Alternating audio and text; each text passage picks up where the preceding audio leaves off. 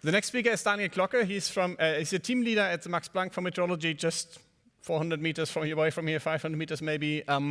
He's going to talk about the ICON model, and he's kind of coming from the domain sciences and really get more and more into the HPC business over the past years. And last year they actually won the Gordon Bell Prize for climate modeling, and I think you probably also hear something about that in your talk. Daniel, the floor is yours. Exactly. Thanks a lot. Waiting. Yeah, here are the slides. So as Johan said, also my presentation, there's a lot, big team effort behind it and lots of people, and I can name them all. So I will focus on simulating the full Earth system at 1 kilometer resolution. What that means, I will try to explain you later on. So taking a very big step back, looking at the Earth, that was more than 50 years ago. The Apollo astronauts took also a picture of the Earth, and that's what we try to model. But there's much more to it than we really see here. When you look at the Earth from far away, you see clouds as tracers for the atmosphere, where you have condensated water, but you don't see the dynamics of the ocean, you don't see the winds, you don't see carbon, you don't see radiative processes, except for the part which is in the visible light.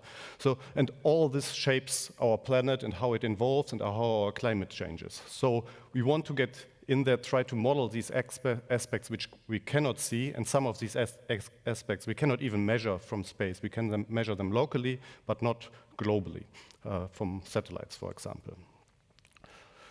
So why do we want to simulate at 1 kilometer resolution? One important aspect is we want to simulate rather than model. So simulating meaning using physical equations rather than parameterization to represent processes of the atmosphere. So we want to resolve the dominant modes of the energy transport, which in the tropics is vertical. We want to resolve eddies in the ocean, ice leads in the high latitudes, and all using the laws of physics and realistic lower boundary conditions. So with that I mean topography. We hope by that that we improve large-scale circulations by that. We want to have process-level interactions between the domains, so the ocean and the atmosphere. Better representation of extremes. I put better in brackets because I would argue in traditional coarse resolution climate models, we don't really represent extremes. We want information at scales where it's relevant for people, so on the local scales, on catchment scales. And we want it on scales where we observe the Earth so that we can directly link to observations.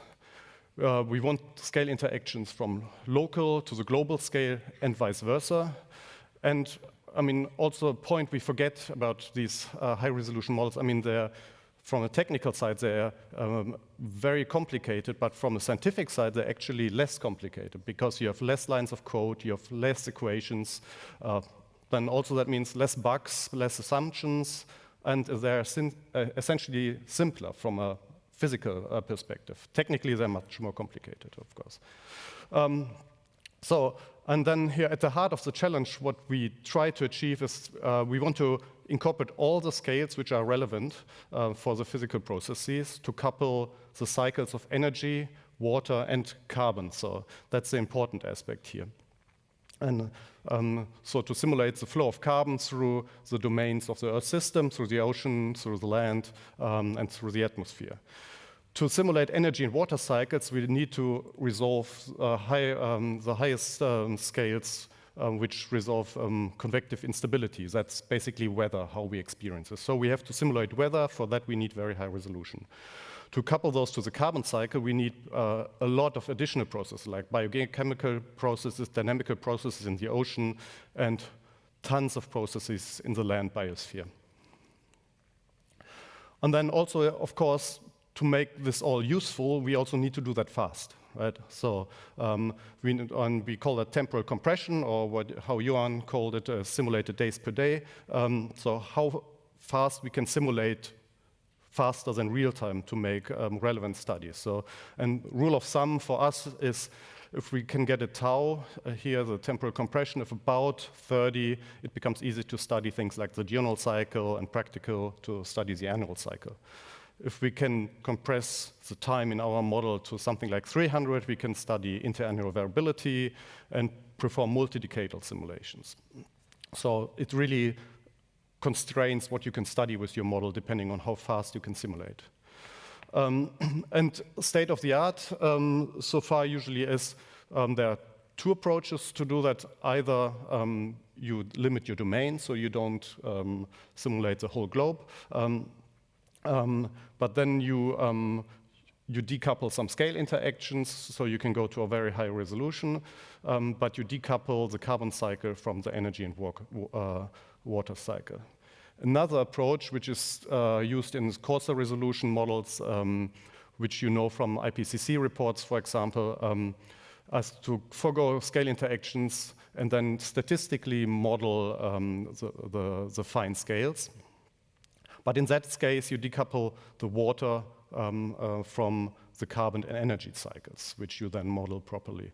So in the first one, the first approach, you can basically make use of high-performance computing, but the second cannot really, because, I mean, you don't have enough really to compute. And so that's why we like also to say that climate modeling in the last decade lost touch a little bit with high-performance computing and became less relevant using less supercomputing or HPC. Oh. That's the old version of my presentation. I didn't want to talk about this slide, so that I will quickly jump through that because I don't have enough time. So here's a slide showing a little bit older, but showing different models, how resolution in climate models evolved. So you see filled dots, that's only atmospheric models. You see the open dots, which are coupled models, atmosphere, ocean. And then you see Earth system models, which also include all the biochemistry processes and the carbon cycle in these diamonds. And on the bottom, you see the time, and on the left-hand side, the resolution. And I promised you 1 kilometer, and we are currently, we have Exa-Scale computers. So, there is for a certain domain, there's even a higher resolution simulation. Well, 2 years ago, colleagues in Japan simulated the atmosphere 200-meter resolution. A new set of IPCC models is coming out more or less now. They fall in this, I drew a large diamond here into this category roughly. And I will show you an Earth system simulation, which is this here, which falls above the line with the compute. So the strategy in climate modeling was for a long time, instead of increasing resolution, was to include more processes, do longer simulation, or do more scenarios. So that's where all the compute time ging. So you had an easy way of parallelizing by running the model more than once, and then you explored either different scenarios, you included more processes. But as you see here, resolution was only improved very slowly and not following the evolution of supercomputers. So for our simulation, we use ICON, which you saw already in the previous presentation. That's a non-hydrostatic dynamics on the icosahedron that makes the name ICON. And this model has component models for the atmosphere, for the land, for the ocean, and then also within the land there's a subpart for biogeochemistry. There's biogeochemistry also for the ocean part, and these are coupled all together when you simulate them, so that you have to simulate the flow of water, energy, and carbon through all these spheres, and they interact. And when it comes to kilometer scale modeling, state of the art, I'm showing here from different groups results. Scream, who won the Gordon Bell Prize 2 years ago, they simulated the atmosphere and land on Frontier using a bit more than 3 kilometer resolution. We had done simulations ourselves before with coupled atmosphere, land, and ocean. And also 1.25 kilometer, and there's simulations from NICAM also using atmosphere and land only. So what I will do here, so I will add so the atmosphere, land, and ocean other groups did, also vegetation, biogeochemistry, and carbon. And to do that, we use two of the most powerful computer systems in Europe, and with that also in the world, both powered by GH200 chips. And that's quite important, and I will come to that later. So we use Jupiter in Jülich, which has 24,000 Grace-Hopper chips, and is the first Exa-Scale computer in Europe, and ALPS CSCS with 11,000 Grace-Hopper chips. So I showed you the components of ICON, and you probably know that these Grace-Hopper superchips have very powerful GPUs, but they also have CPUs on there, and they are often for many simulations underutilized or not utilized. So when we would usually run only the atmosphere, we would basically use the CPUs to start up our simulations and then run our simulations on the much faster GPUs. But for this Earth system component, we map the parts of the model on the part of the chip where it's most suited to. So the most expensive part of a climate model is the atmosphere. So that we run on the GPU, so we put the most expensive component of the Earth system on the most, or the fastest and also most expensive part of the computer. We use, because the atmosphere and the land, they are very tightly coupled. They have to exchange information in every single time step. So the land is actually itself not so expensive, but because it's so tightly coupled with the atmosphere and it costs time to exchange data between CPUs and GPUs, the land also runs on the GPUs. We use OpenACC or CUDA graphs to accelerate the code. So CUDA graphs are especially useful for the land, which has a lot of very small but not computationally intensive kernels, and it removes the latency of kernel launches. We use days for a part of the atmosphere. I will come to that on the next slide. But the ocean, which is only coupled in our simulation every 10 minutes to the atmosphere, so over the sea surface, they only exchange data on a 2D surface, so relatively little data has to move between GPUs and CPUs every 10 simulated minutes. So the ocean, and also the ocean moves much slower, has a longer time step, so it's not so computationally intensive, runs on the CPU, on the Grace CPU of that chip, using also OpenMP. And the same is true for the biogeochemistry. So I say here essentially, so in terms of like a research scientist who has applied for compute resources, I only apply for compute resources on in terms of node hours, but I can run the ocean basically for free. It is not for free, it costs power of course, but in terms of the resources, I use the same node hours if I only run the atmosphere or if I run the ocean component on the CPUs at the same time. So days. The data-centric programming is something developed from colleagues at the ETH in Zurich, a group of Thorsten Höfler. And it's to separate the concerns for the domain scientists of the code optimization.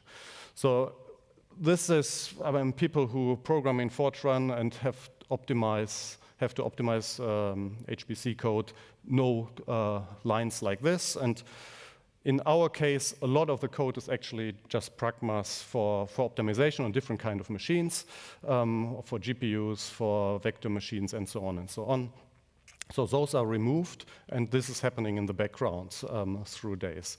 And we do that for the dynamical core, so we can reduce actually the code the scientist sees by 50%, removing all these pragmas.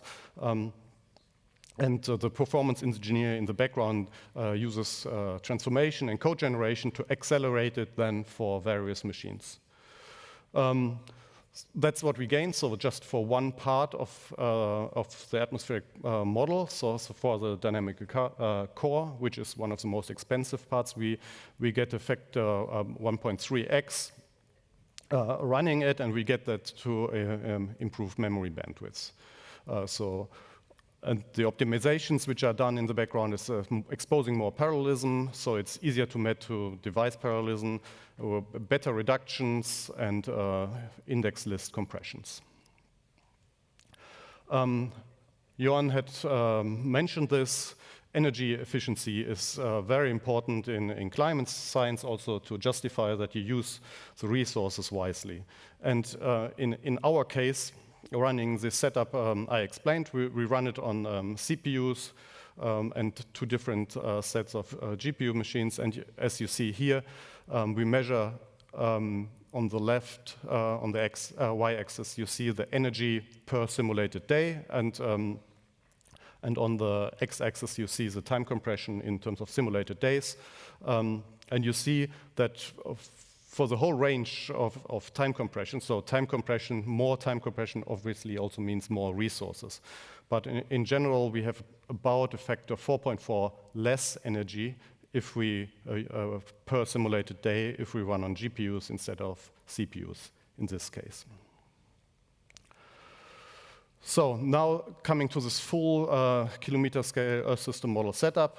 So in total, we have nearly 10 to the 12 degrees of freedom, which we simulate, which alone requires about 8 terabytes of memory, which is more than what is announced for the largest AI models at this stage.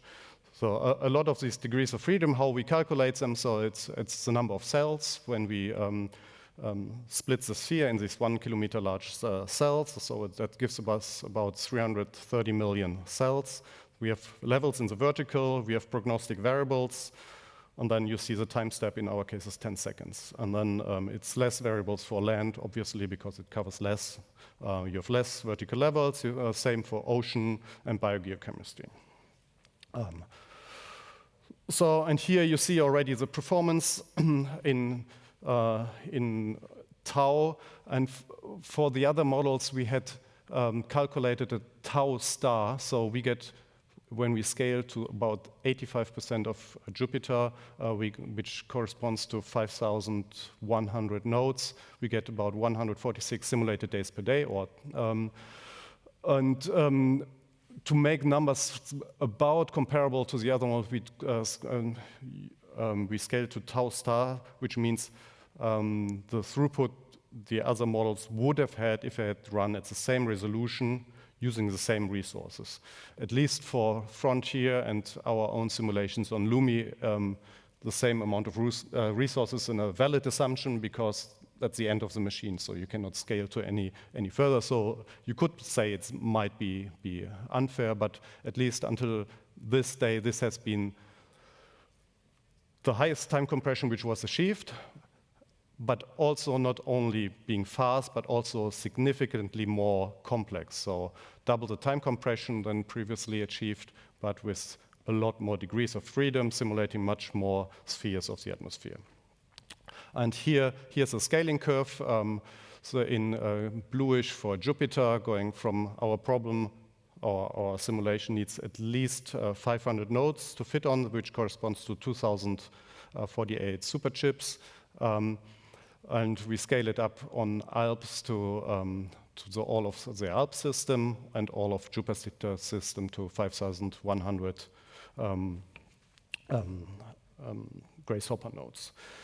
You see the gray curve here, so that's a 60 times smaller configuration of the model, so 10 kilometer resolution, but using the time step of the high resolution model. And then also we correspondingly reduce the number of nodes we run it on. So it's a measure for the weak scaling. So the difference between the colored lines and the gray lines is the performance we lose by going to a 64 times bigger problem using also 64 times more nodes. So that also makes the same point as what Johan said, that ICON has an excellent weak scaling in this case.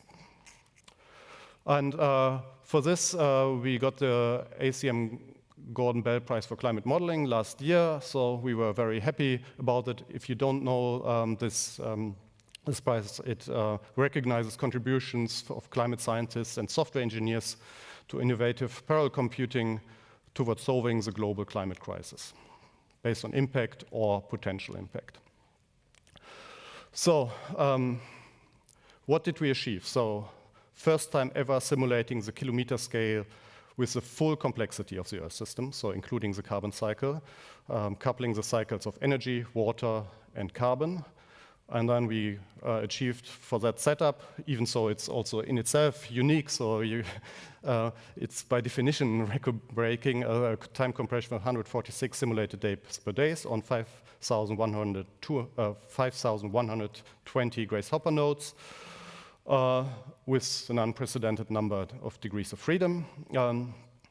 We leveraged functional parallelism by efficiently mapping components of the Earth system on the heterogeneous hardware. We demonstrated a new parallel paradigm in the dynamical core in improving performance and separating the implementation in Fortran from the optimization details. Just showing you a view of the simulation. Here you see the clouds in the atmosphere, and in the ocean you see phytoplankton, which is a very important aspect in the carbon cycle. And now a video should be playing, which didn't.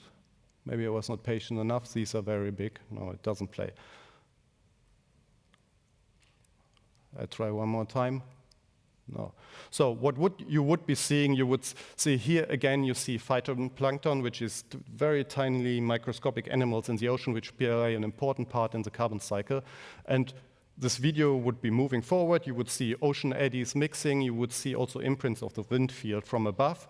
But you would also see other aspects of the carbon cycle in the ocean. So you would see like dying phytoplankton, which is an important sink of phytoplankton when it sinks to the ocean floor, where it would store carbon for a very long time. You would see cyanobacteria, you see the diurnal cycle, you would see nutrients moving as part of the diurnal cycle, which are all very important aspects of the carbon cycle, as the ocean is one of a very important sink of carbon for the atmosphere. And it wasn't just an academic exercise, the scaling and setting up the simulations. Right now we are running a scientific experiment, so we are simulating a full seasonal cycle. Here you see just snapshots from the simulations. We have reached nearly 8 months of this simulation. And then for scientific exploitation.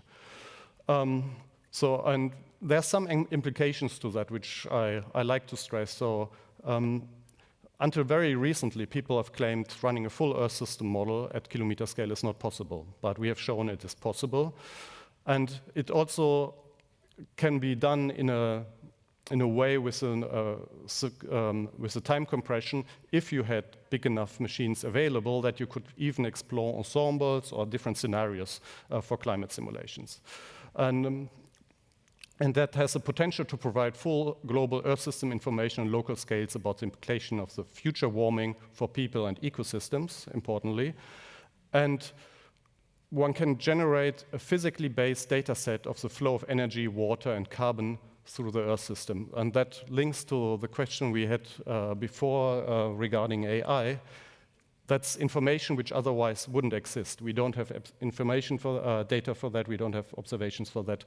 We can physically generate information where we could theoretically train also AI on, where we don't have any other basis for information in this case.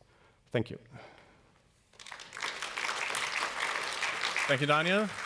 We have to be quick. We have time for one question. No takers? Oh yeah, there's one online. How do you take care of the massive data which is generated by this full-scale simulation? Is the visualization done afterwards, or is it done in situ? It is done afterwards, and I'm happy that Johan showed HealPix before. We use the same approach. We write all the data on HealPix, but the nice part about HealPix is also that it's hierarchical. So we store the data in a hierarchical way and also in there. So it's actually very, very easy to explore the data. So you saw the